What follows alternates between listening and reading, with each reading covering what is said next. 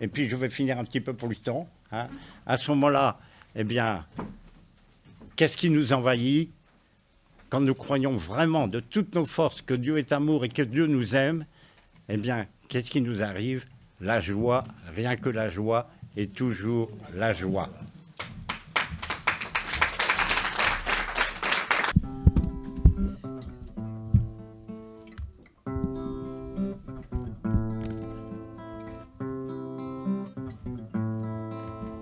I hear about this baby boy who's come to earth to bring us joy, and I just want to sing this song for you.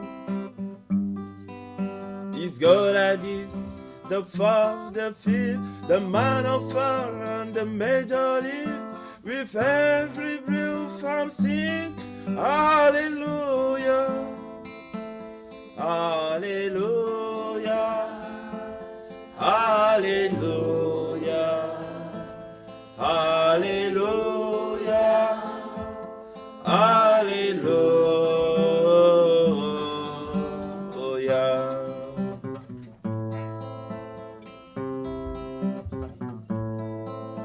A couple came to Bethlehem, expecting child the city in, to find a place for you were coming soon. There was no room for them to stay, so in a manger filled with hay, God only Son was born. Oh, hallelujah, hallelujah, hallelujah, hallelujah, hallelujah.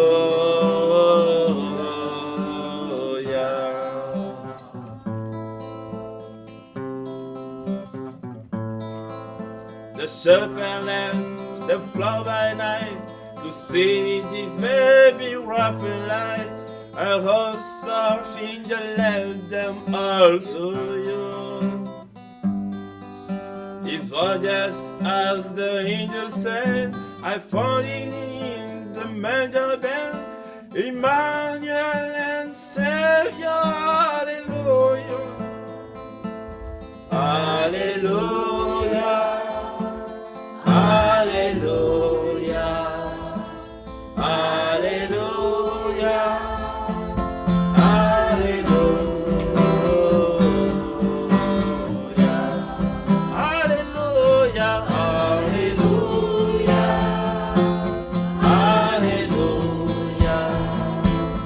hallelujah, hallelujah.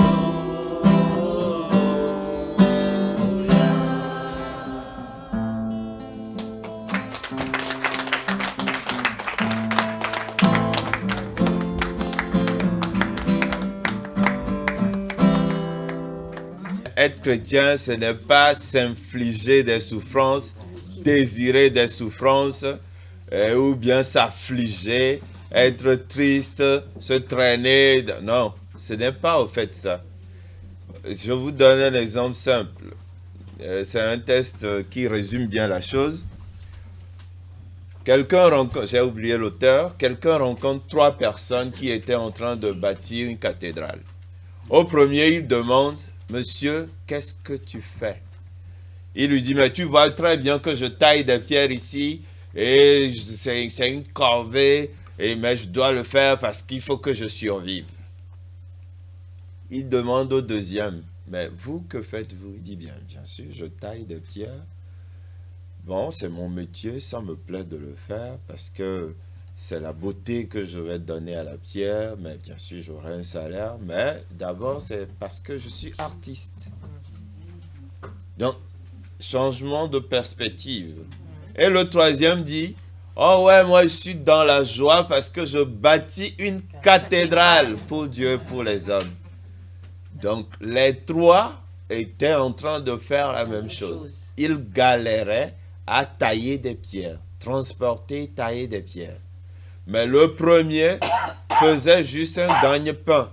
Le deuxième était un artiste. Le troisième était un croyant qui dit, je bâtis une cathédrale. Donc, au fait, quand le Père dit, oui, il ne faut pas que la souffrance soit inutile, c'est cela. Le mal existe avant nous et existera. C'est la question du mal. Donc, quel est mon positionnement? Parce qu'il y a aussi plusieurs types de mots. Le mal n'est pas que moral ou spirituel. Le mal physique ou métaphysique. Les cataclysmes naturels, par exemple, vous n'allez pas demander « Ah, c'est Dieu qui a fait tomber un volcan sur les gens, c'est lui qui fait les tremblements de terre, etc. » Bien sûr qu'on peut trouver la responsabilité de l'homme.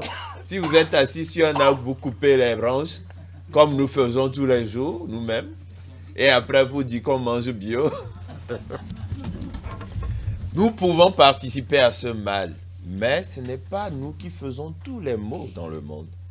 Donc, la souffrance est inhérente à la vie. Tant que vous êtes humain et vivant, vous ne pouvez pas éviter de souffrir. Si je vous gifle, vous allez le ressentir. Même quand il fait froid, nous souffrons. Tant qu'on est vivant, on ne peut pas l'éviter. Mais Jésus vient transformer la souffrance. La souffrance qui tuait devient source de vie et de salut quand elle est assumée et offerte. C'est la différence. Dans la croix, Jésus sublime la souffrance en faisant naître la vie. Et je conclue avec Jésus toujours. Si le grain de blé tombé en terre ne meurt, il ne porte pas de fruits. Donc, pour le chrétien, il y a une transformation de ce qui, entre griffes, est naturel en vue du salut. Pas de lui seul, mais de tout humain, de sa famille et des hommes.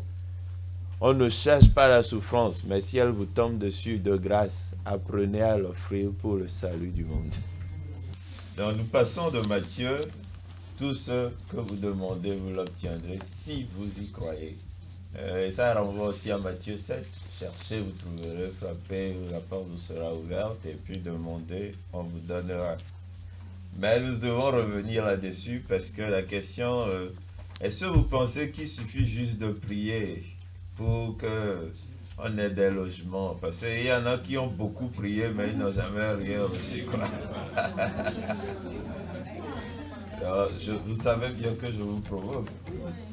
Oui, parce qu'il faut toujours voir l'autre aspect. Est-ce que vous pensez que dans le monde actuel, est-ce que notre soeur a seulement prié et puis après il a trouvé le logement? Ou elle a fait d'abord tout ce qu'il faut, voilà, et ensuite elle a confié cette démarche à Dieu qui a conclu pour elle. Donc il ne faut pas oublier ça. Il ne s'agit pas, par exemple, moi je vais rester ici et je vais dire, Jésus, mon repas, et puis ça va tomber, on va ouvrir le toit au-dessus ici, et puis la manne ne tombe plus. Hein. Depuis que les Israélites ont franchi le désert, la manne ne tombe plus. Il faut relire le texte. Vous verrez d'ailleurs que pour la manne, il ne faut pas en emmagasiner. Il faut prendre juste pour la journée. Deuxième chose, si vous en emmagasiniez, il pourrissait. Ce que l'on garde pourrit, ce que l'on donne fleurit. Deuxième chose, le jour où ils ont ramené le fruit de la terre, c'est-à-dire les cultures, le blé, le raisin, la manne a cessé de tomber. Vous comprenez? Ça veut dire qu'il faut travailler. Et parce qu'il y a beaucoup de chrétiens qui passent leur temps à dormir sur les bancs de l'église et à attendre que la manne tombe du ciel. Ça ne tombera plus. Quand on dit qu'on croit, ça ne veut pas dire qu'il n'y a pas de combat. C'est-à-dire, il y a un double combat. Le premier, c'est de soi à Dieu. Et le deuxième, c'est de nous au monde, ou à ceux qui s'opposent à Dieu. Pourquoi? Croire, ce n'est pas de la crédulité. C'est-à-dire, c'est ce qu'on appelle les bondieuseries. Quand on dit croire, beaucoup pensent que c'est un fleuve tout long, tout plat. Ah, moi je crois, hein, c'est tranquille, c'est tellement beau. Ah Seigneur, regarde comment moi je crois, quoi. Non, Non, non, non, non. Il a donné l'exemple d'Abraham. Il a donné l'exemple de Jacob. C'est l'exemple le plus palpable. C'est ce que vous retrouvez dans cette belle œuvre. Quand vous rentrez dans l'église de Saint-Sulpice à droite, le combat de Jacob. La foi est un combat. Et je dis un double combat. Contre Dieu. Même triple si vous voulez. Contre soi-même. Contre Dieu. Et contre le monde. Qui veut détruire votre foi. Donc, ce n'est pas un acquis définitif dans le sens de je crois, basta, c'est un diplôme, je l'accroche au mur. Israël, Jacob a dû se battre pour sa foi, pour mieux connaître Dieu. Donc je voulais préciser ce premier aspect. Et deuxième problématique, de quelle foi parlons-nous? Il faut aussi se poser la question. Je sais que on dit je crois, mais permettez qu'on fouille un peu, quoi. De quoi parlons-nous quand vous dites je crois? Quand nous disons je crois, il y a la dimension communautaire comme ils l'ont dit. C'est je crois, nous croyons. C'est la foi d'une communauté. C'est la foi des apôtres. Nous ne croyons pas seulement par nous-mêmes. Donc, de quelle foi parlons-nous? Ils ont parlé de la foi qui est donnée. Là, il faut aussi préciser. Là, nous sommes dans ce qu'on appelle la foi théologale. Demeure en vous la foi, l'espérance et la charité. La plus grande des trois, c'est la charité. Là, nous sommes dans ce qu'on appelle dans l'Église des vertus théologales. C'est-à-dire que c'est insufflé en nous par Dieu lui-même. Il faut le distinguer aussi. Maintenant, au niveau individuel, il faut aussi distinguer les types de foi. Il ne faut pas confondre la foi et la croyance. Je m'explique. Quand vous prenez Jacques, qu'on vient de lire, il y a un groupe qui a reçu Jacques 2, 14. Vous lisez, vous continuez vers Jacques 2, 19 ou 17. Saint Jacques dit, « Tu crois que Dieu existe? Fort bien. Les démons aussi le croient et ils tremblent. » Ça veut dire quoi? Il y a le croire que. Il s'agit là d'une première foi que j'appelle croyance. Dans le monde, il y a plein de gens qui disent « Je crois que, je crois, je sais que Dieu existe. » Mais il n'est pas obligé d'y adhérer ou de ne pas y adhérer. Même ceux qui se disent athées, quelque part, ils se définissent par rapport à Dieu parce que le « A » est un privatif « A », privatif de Dieu.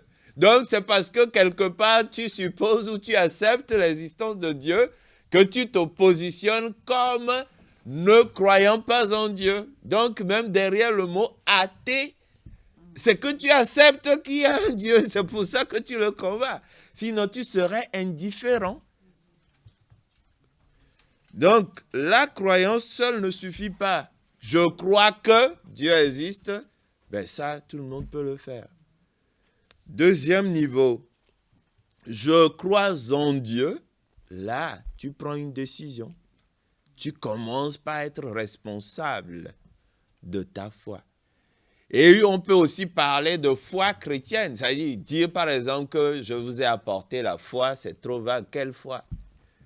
Mais les gens croyaient déjà en Dieu. Pour les pères qui ont fait l'Afrique, on ne nous a pas apporté la foi en Afrique. C'est une erreur grave de dire qu'on nous a apporté la foi. On ne nous a pas apporté la foi. On peut tout au plus dire qu'on nous a apporté l'évangile. Ou si vous voulez, la foi catholique. Parce que la foi en Dieu, Nzambé et tout ça, ça sur ce plan-là, on est imbattable. Donc, il y a des clarifications à mettre. Donc, foi, je crois en Dieu. Mais quel Dieu? Les musulmans aussi croient en Dieu. Les juifs croient en Dieu. Donc, quel Dieu? Les traditionalistes croient en Dieu. Quel Dieu? Nous, comme chrétiens, c'est le Dieu de Jésus-Christ, le Dieu d'Abraham, d'Isaac et de Jacob. c'est le Dieu qui s'est défini comme Père, Fils et Esprit Saint. Donc, un chrétien qui dit « je crois en Dieu » vaguement et qui ne reconnaît pas, comme dit Saint Jean, que Jésus est le Christ, excusez-moi, il n'a pas la foi chrétienne catholique. Il faut faire attention à ça aussi. Je termine par la foi que j'appelle vie. C'est ce que dit Saint Jacques. Tu dis que tu crois et on ne voit aucune œuvre de foi en toi. Mais moi, c'est par ma foi que je te montrerai mes œuvres. Ou c'est par mes œuvres que je te montrerai ma foi. Et Saint Jacques dit, la foi sans les œuvres est morte. Il le dit 2 fois de suite. La foi, ça dit, on ne peut pas tout simplement dire qu'on croit sur un petit. Donc, la problématique de, est-ce que tu crois vraiment? Ça dit, est-ce que ta foi impacte ta vie? Est-ce qu'on voit la présence de Jésus impacter ta vie? Quand tu dis, je crois, est-ce qu'on le voit à travers ce que j'appellerais la charité vivante? Voilà cette articulation qu'il ne faut jamais oublier. Donc, je repose les questions pour que vous voyez vraiment qu'il y a derrière le mot « je crois » beaucoup d'ambiguïté, beaucoup de malentendus et beaucoup de, disons, de questions qu'il faut essayer de résoudre. Donc, est-ce que notre foi est inébranlable? Et est-ce que pour nous, inébranlable veut dire que moi, je ne me pose aucune question? Ce n'est pas la foi chrétienne. La foi chrétienne contient en elle-même en même temps un petit doute, un questionnement. Nous ne parlons pas du doute sceptique des philosophes. Le Père l'a dit, que son Dieu n'est pas le Dieu des philosophes. Là aussi, il faut faire attention à cette confusion. Le Dieu chrétien n'est pas le Dieu tout-puissant qui écrase. Ce n'est pas le Dieu des philosophes qui est impassible, c'est-à-dire il ne ressent rien. Jésus dit que lui souffre. Mon cœur est triste à en mourir. Jésus dit que son cœur, c'est le cœur de Dieu. Donc la foi chrétienne est fondée sur l'incarnation. Saint Jean redit toujours, cette semaine nous l'avons lu, il dit que celui qui ne croit pas que le Christ est humain, c'est lui l'antichrist. Ah mais oui, quand quelqu'un néglige l'incarnation, il n'est pas dans la foi transmise par les apôtres. Quand nous disons « je crois en l'Église une, sainte, universelle et apostolique », ce n'est pas de 20 mots. Ce ne sont pas de 20 mots, s'il vous plaît. Quand nous disons apostolique, c'est reçu des apôtres. Quand nous disons catholique, sachez que le mot catholikos en grec veut dire universel. Mais faisons aussi attention, universel ne veut pas dire moi je vous impose mes idées. Ça veut dire qu'elle peut s'adapter à tous les peuples, à toutes les nations, à tous les horizons géographiques. Bon, voilà. J'ai essayé de reprendre un peu toutes les problématiques abordées. Et vous savez, c'est très beau de discuter de la foi et de ces choses, mais nous sommes des êtres liés au temps et à l'espace. donc, nous pouvons encore prendre quelques minutes pour des questions ou des apports et nous allons finir ensemble. Ce n'est pas seulement puisque je demande à Dieu. Il faut que ma demande soit juste. Juste, c'est quoi? Ça récupère ce que nous avons dit au sujet de la souffrance, que ma demande vise le salut des âmes et la gloire de Dieu. Si je demande pour aller nuire, Dieu ne donnera pas ça.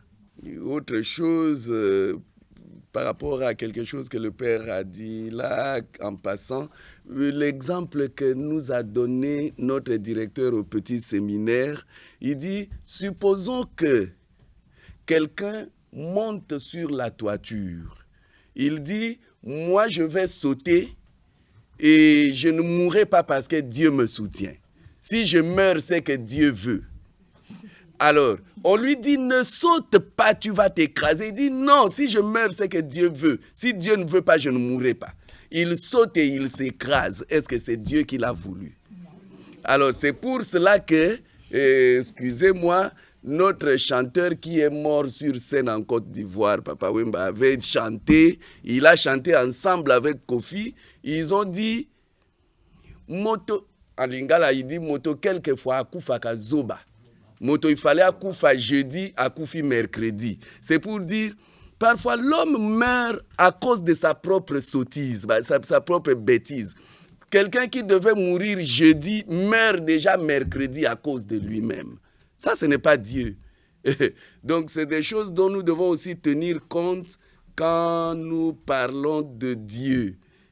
Donc, comme le Père a dit, il n'est pas le Dieu qui écrase. La notion de liberté est très importante pour notre Dieu. Donc, voilà un peu, quoi, un petit élément là. Nous sommes dans la question, je peux résumer en disant, est-ce que le Christ était obligé de mourir sur une croix pour nous sauver? Est-ce que Jésus était, entre griffes, obligé de souffrir la passion? Parce que nous disons que c'est par ces blessures que nous sommes guéris. Ça, c'est Isaïe. Et Jésus lui-même, en annonçant sa mort, dit, il faut que le Fils de l'homme soit livré, soit trahi, livré aux hommes, qu'il le flagelle, qu'il meure. Je vous ai dit tout à l'heure, il lui-même dit encore, si le grain de blé tombait en terre, voilà, ne meurt pas. Je pense que c'est un peu ça la question. Est-ce que le salut est lié à la souffrance? C'est-à-dire, souffrance salvifique. Et je dirais premièrement qu'il faut faire attention à la connotation du mot même, souffrance salvifique. Ça a une connotation pour moi un peu janséniste, c'est-à-dire des gens qui s'auto-flagellaient en disant qu'en le faisant, je procure le bien aux âmes. Première réponse, Dieu ne nous demande pas de souffrir pour lui. Il n'y a pas une auto-flagellation, une je dirais, souffrance qui serait salvifique. Jésus ne s'est pas crucifié. Jésus ne s'est pas flagellé. Et si vous vous souvenez très bien, au jardin des Oliviers, quelle était la prière de Jésus à 3 reprises? Père, éloigne de moi cette coupe, mais pas comme je veux, comme tu veux. Le type de prière. Comment prions-nous? Le type de prière. Le meilleur modèle de prière, c'est ce que Jésus a fait là. Moi, je ne veux pas mourir, je ne veux pas souffrir. Si Jésus voulait mourir pour mourir, excusez-moi, Jésus, tu aurais été con. Aucun homme n'aime la souffrance, aucun homme n'aime la mort. Jésus n'a pas aimé la mort ni la souffrance. Il n'aurait pas pleuré. Il n'aurait pas dit, mon âme est triste en mourir. Jésus n'est pas allé à la mort en rigolant, en buvant du champagne. S'il vous plaît, il faut arrêter ces interprétations fausses-là. Sinon, il n'aurait pas dit, Père, si tu veux que cette coupe s'éloigne de moi, avant d'ajouter, mais sache que je t'aime et que je suis prêt à tout faire pour toi. Et si c'est ta volonté, j'accepte cette souffrance et cette mort. La souffrance salvifique vient de là. L'acceptation de souffrir s'il le faut, si c'est nécessaire. C'est comme une mère pour son enfant. Les vraies mamans sont des femmes qui acceptent de laisser quelque chose de leur vie pour leurs enfants, pour leur naissance, pour leur éducation et pour leur réussite dans la vie. Et pardonnez-moi, les mamans hyènes qui disent « Ah, moi aussi, je dois vivre ma vie, hein? Tu crois que moi, je ne suis là que pour vous? »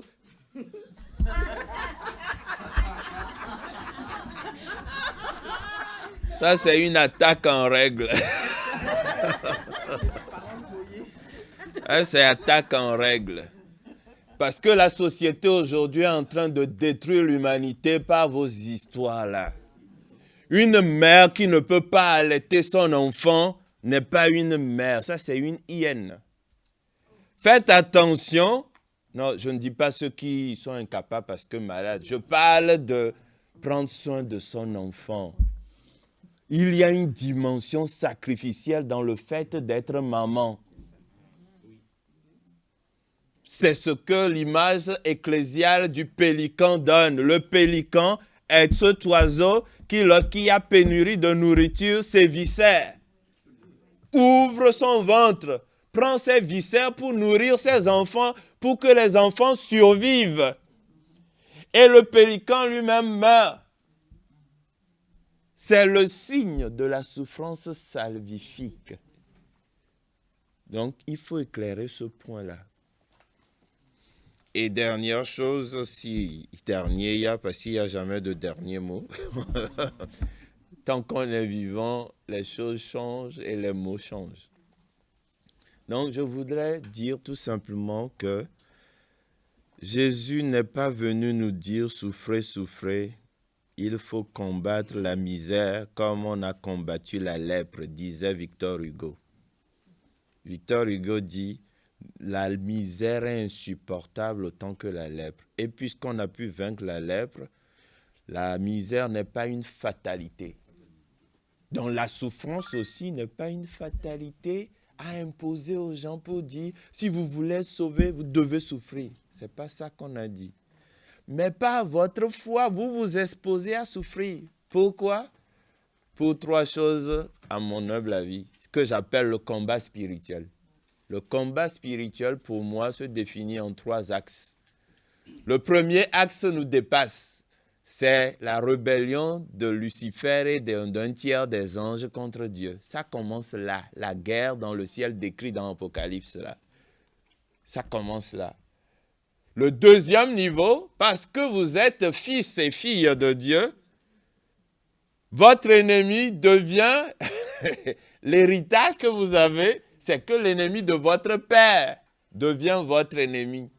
Moi, j'ai perdu le ciel, vous le perdrez aussi. Le combat du démon contre la Vierge Marie au désert. Apocalypse toujours. Donc, chaque homme, dès que vous acceptez le baptême, qu'est-ce que vous avez fait? Vous vous êtes inscrit vous-même sur la liste noire de Satan. Ça dit, vous allez combattre l'ennemi de nos âmes. Mais le dernier ennemi, c'est nous-mêmes. Ça dit, si vous voulez même, le premier. Ça dit, en termes de combat, hein, je dis, un, c'est l'ennemi de Dieu qui est devenu notre ennemi. Deux, nous-mêmes, nous sommes parfois notre propre ennemi. Par nos connivences avec le mal. Le Père l'a dit en exposant, quand vous avez la haine dans le cœur, vous n'allez pas me dire que c'est le diable qui vous... quoi. Et pourtant, on dit qu'on est chrétien.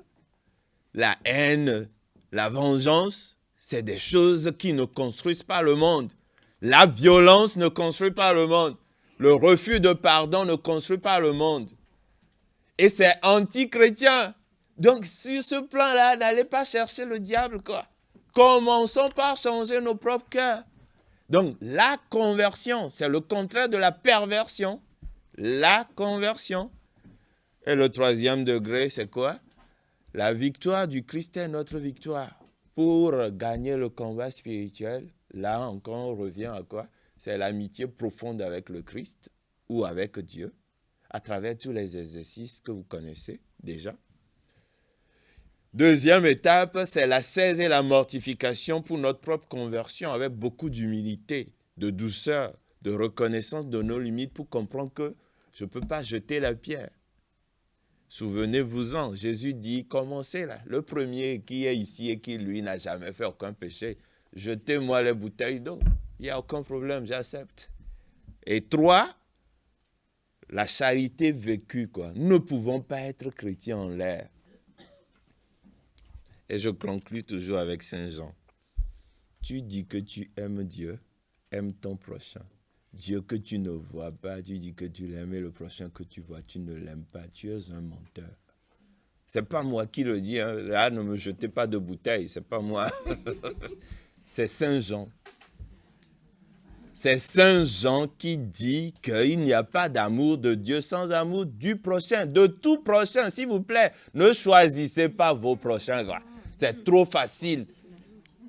C'est trop facile d'aimer Dieu qu'on ne voit pas, qui ne nous embête pas, qui n'est pas imparfait comme vous et moi. Mais quand il s'agit d'aimer Jean-Claude qui vous embête ce matin, il faut aller chercher, quoi. Mais c'est ça, Dieu est plus malin que nous. Il a mis là un jauge. Sinon, tout le monde ferait semblant d'aimer Dieu. Parce qu'il ne nous dérange pas, on ne le voit pas. Donc voilà, j'ai essayé de brosser très large. On ne va pas en finir, on continue. Donc on arrête là, je vous remercie. Pie pelikarane, Yesu domine, mei mundum munda, tuo sanguine, cuyusu nastila, salvum facere, totum mundum quita, bomnichelere. J'ai été frappé par la coïncidence qu'il y a eu. Je pensais, pour l'adoration, entonner le chant à Dorothée, où l'avant-dernière strophe parle de Jésus comme juste pélican, pie pélicane, pie pélicane. Alors, c'est ce pélican qui se blesse pour nous donner son sang qui nous sauve.